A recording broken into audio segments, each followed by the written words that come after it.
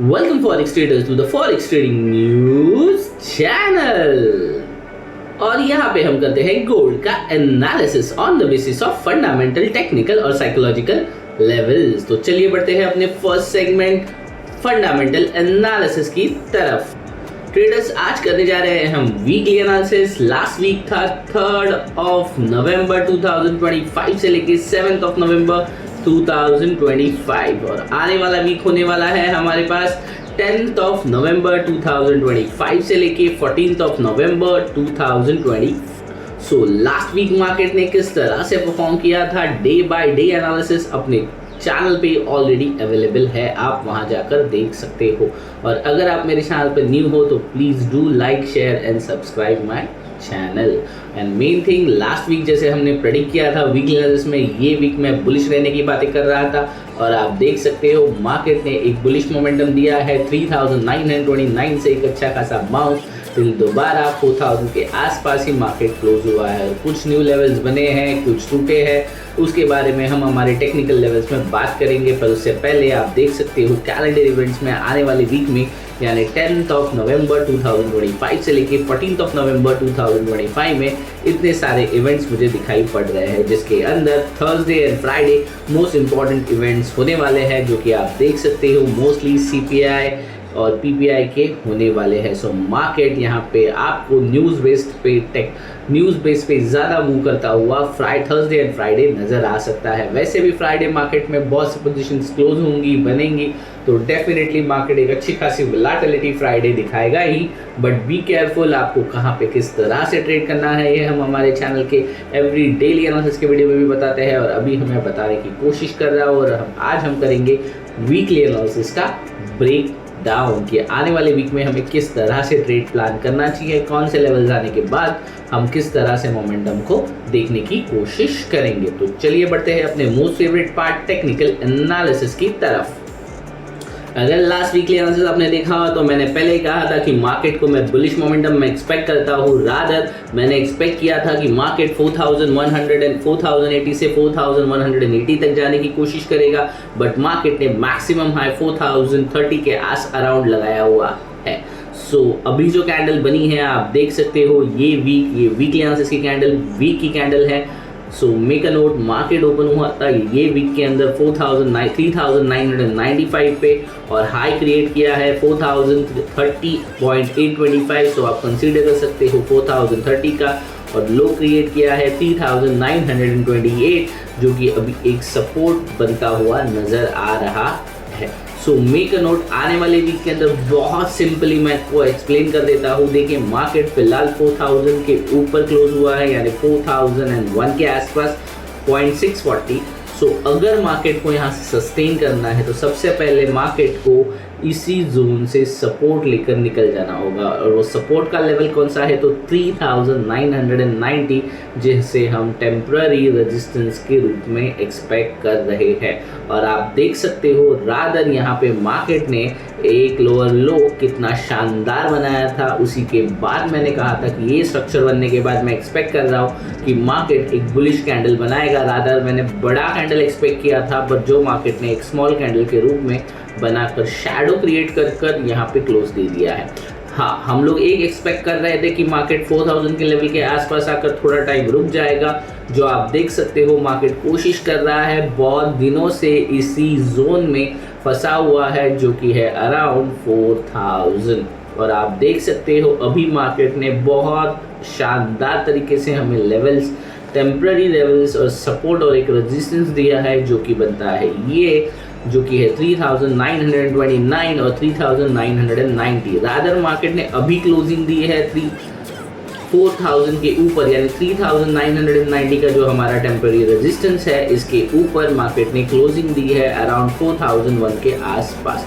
सो मेरा सजेशन यही रहेगा, जब मंडे मार्केट खुलेगा तो सबसे पहले इसे क्या करना है कि 4000 का लेवल सस्टेन करता हुआ नजर आना चाहिए। उसके बाद ही हम एक्सपेक्ट करेंगे कि मार्केट 4100, 4200 और हमारा जो लाइफ टाइम है 4300 के आसपास का, उसे मार्केट ब्रेक करने की कोशिश करेगा। सो अपना लाइफ टाइम हाई है 4381 का और 4400 का हम टारगेट करने जाएंगे। बट उससे पहले मार्केट को यहाँ पे वन डे के लिए एक इस तरह से जोन देना होगा। इसके बाद हम मार्केट यहाँ पे कहीं पे खुलेगा और हम यहाँ पे सपोर्ट पे बाय करेंगे और अपना दोबारा न्यू लाइफ टाइम हाई का टारगेट करेंगे। तो उससे पहले मार्केट को स्टेबली वन डे के कैंडल के ऊपर यानी 4000 के ऊपर वन डे एक सस्टेन करना होगा और नेक्स्ट डे अगर मार्केट सस्टेन कर जाता है तो ही हम कोशिश करेंगे। जैसे कि आप यहाँ पे देख सकते हो मार्केट यहाँ पे नीचे 4000 पे आया, एक सस्टेनेबल कैंडल दिखाई और बिना इसे हाई को ब्रेक किए सीधा 4000 पे आ गया। उसी तरह से अगर यहाँ पे मार्केट सस्टेन करना है तो यहाँ पे एक कैंडल बनेगी, नेक्स्ट डे हमें यहाँ पे अच्छा खासा लेवल्स मिलेगा। बिना 4000 को छुए जब मार्केट यहाँ सस्टेन करेगा तो हम बाय करेंगे और अगर मार्केट इसे ब्रेक करता है तो सुपर बाय मिल जाएगा हमें, यानी सस्टेनेबल बाय मिल जाएगा। उसके बाद हम टारगेट करेंगे न्यू लाइफ टाइम हाई की तरफ और लॉन्ग टर्म पे उसे होल्ड करने की कोशिश करेंगे। ट्रेडर्स यहाँ पे मैं बड़े लेवल्स की बात कर रहा हूँ, इसके लिए मैं बड़े लेवल्स यानी बिगर टाइम फ्रेम की बात कर रहा हूँ तो बिगर लेवल्स की ही बातें करना पसंद करूँगा, ना कि डेली यहाँ पे इतना मिल जाएगा और वहाँ पे इतने लेवल्स पे इतने पॉइंट्स आ जाएंगे। उन लेवल्स की बातें मैं यहाँ नहीं कर रहा हूँ। और इसके साथ ही साथ अगर हम बड़े टाइम फ्रेम पे देखने की कोशिश करें तो फिलहाल स्ट्रक्चर कुछ इस तरह से बना है। अगर मार्केट यहाँ से सपोर्ट लेता है तो दोबारा इसे इस तरह से ब्रेक डाउन कर देना होगा। और ये हो गया वन डे का। बढ़ते हैं अपने most favourite time frame 1 hour पे। 1 आवर पे अगर मैं देखने की कोशिश करूँ तो लेटली मार्केट ने कुछ इस तरह से स्ट्रक्चर बनाया हुआ है जो कि बनता है कुछ इस तरह से।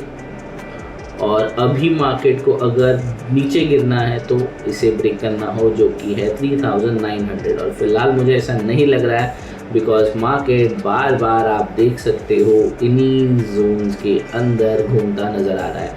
अगर मार्केट को सस्टेन करना है तो बहुत आसानी से 4040, 4050, देन 4160 का लेवल जो बनता है 160 टू 180, 200 के आसपास का लेवल बनेगा। इसे मार्केट को ये करना होगा। इसके बाद भी मार्केट साइडवेज हो जाएगा और उसके बाद जब इसे ब्रेकआउट देगा यानी जब इन जोन को ब्रेकआउट देगा तो हम एक्सपेक्ट करेंगे कि बहुत आसानी से new life time high create हो जाएगा। डेफिनेटली मार्केट के अंदर फिलहाल गोल्ड को लेकर मेरे हिसाब से सेफ हेवन डिमांड थोड़ी कम हो चुकी है। यूएस चाइना के अंदर जो ट्रेड डील फाइनल हुई है, इसके साथ ही साथ आप देख सकते हो ओवरऑल फेड रेट कट के अंदर हमें और एक रेट कट की बातें चल रही थी जो कि कैंसिल हो चुकी है। तो यहाँ पे अभी मार्केट में सेफ हेवन डिमांड थोड़ी कम होती हुई नज़र आ रही है। बट हालांकि इसके साथ ही साथ यूएस के अंदर जो ऑन गोइंग शटडाउन चल रहा है, हमें जो लेबर डेटा क्लियरिफाई अभी नहीं आ रहा है, इस कारण भी हम एक्सपेक्ट कर सकते हैं कि गोल्ड की थोड़ी छोटी मोटी सेफ हेवन डिमांड बनी हुई है। तो मार्केट अभी नेगेटिव सेंटिमेंट में नहीं है, ना ही बुलिश सेंटिमेंट में है, तो एक स्टेबल जोन में है। तो यहाँ पे बहुत टाइम तक मार्केट साइडवेज रहने के चांसेस भी हाई हो जाते हैं।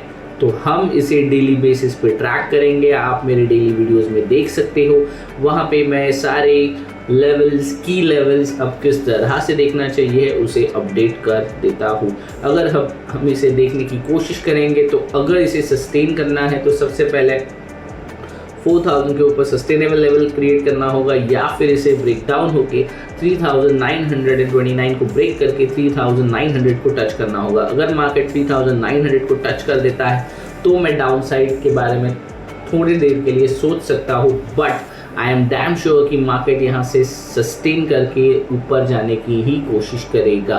थोड़े टाइम के लिए शायद हम फॉल विटनेस कर भी पाए, बट वो होगा नहीं होगा ये आपको मेरे डेली वीडियो के एनालिसिस के अंदर, हम जब एवरी डे करते हैं उसके अंदर आपको पता चलता ही रहेगा। इसके साथ ही साथ make a note, market is design to rise not design to fall. ऐसा होता तो मार्केट गोल्ड हमें दोबारा 2000 के नीचे दिखता, पर आपने देखा होगा गोल्ड के रेट्स, अगर मैं इंडिया की भी बात करूं तो 1.25 लाख क्रॉस कर चुके हैं, रादर 1.3 लाख क्रॉस कर चुका है।